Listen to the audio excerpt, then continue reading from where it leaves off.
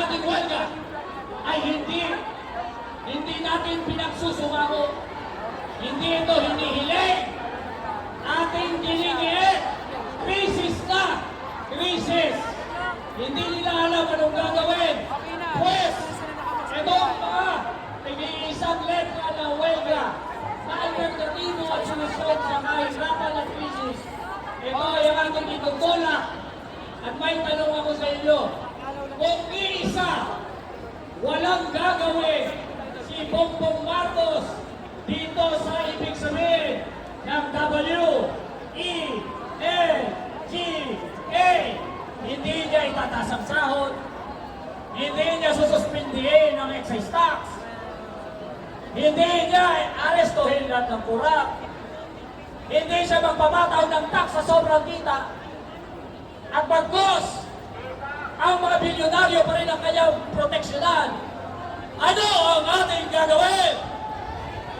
Ano ang ating gagawin? Tayo ang bagong henerasyon ng kinusang paggawa na ang kasaysayan ay napakayaman. Hindi na natin kailangan i-remind si Bongbong Marcos na noong panahon ng tatay niya, manggagawa ang bumasag sa pananahimik ng panahon ng martial law ng kanyang tatay. Baka nakalimutan niya ang buhay na rin siya noon. 1975. Huelga! Nagkaroon ng huelga sa La Condena. Simula nung La Condena strike na yan, nagkaroon ng wave of strikes. Mula 1975 hanggang 1980s. Maraming mga lugar tulad ng Valenzuela, tulad ng Parañaque, Las Piñas, na nagkaroon ng huelga. Hindi lang sa isang pabrika, kundi kabit-kabit na huelga at huelgang bayan. At yan ang isang bagay na magkilos na mga manggagawa na siyang nagtulak upang magkaroon ng demokrasya panimbalik sa Pilipinas at mapanalsik ang matandang Marcos. Ngayon, kaya ba natin maghuelga? Pag inutong tayo ni Bongbong Marcos, kaya ba natin maghuelga? Kaya! Mabuhay tayong lahat! Mabuhay! Uring manggagawa! Upang mapagpalaya! Upang mapagpalaya! Uring manggagawa! Huelga! Huelga na! Huelga na! Huelga! Huelga na! Huelga na! Huelga! Huelga na! Huelga na! Mga kasama, ngayon naman ang susunod na tagapagsalita patungkol sa usapin ng presyo at sahod mula sa hanay ng Trade Union Congress of the Philippines. Bigyan natin ng mainit na pagtanggap si kasamang Laya Ferrer. Isang mapagpalayang umaga sa ating lahat.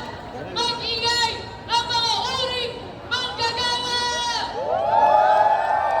Ngayong Mayo 1, hindi tayo tatahimik. Hindi tayo chill kagaya ng gobyerno. Hindi tayo mapayag na sa gitna ng krisis. Phoenix lang sila. Ang sistema, mamaya habang ang mga pamilya ay nagigipit. Kung walang gagawin ang gobyerno, maghuelga ang mga manggagawa. Aminado ang dole, walang wage increase daw. Pero tayo, pinipilit nilang maghigpit ng sinturon. Samantalang ang tax ng ating mga langis, ang gasolina, ng jeepney, ng mga FX, ng UV, ay napakataas. Mga kasawa, babalik ang sesyon sa Mayo ng 4, Lunes na Lunes. Kaya't ang panawagan ng mga uring manggagawa sa ating Senado at sa Kongreso, pakigalaw naman ang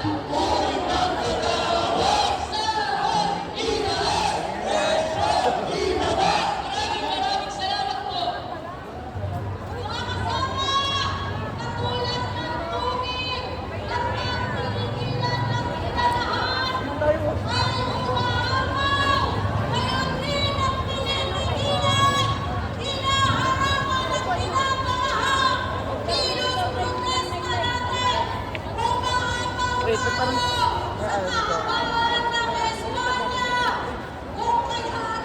Oh, siya.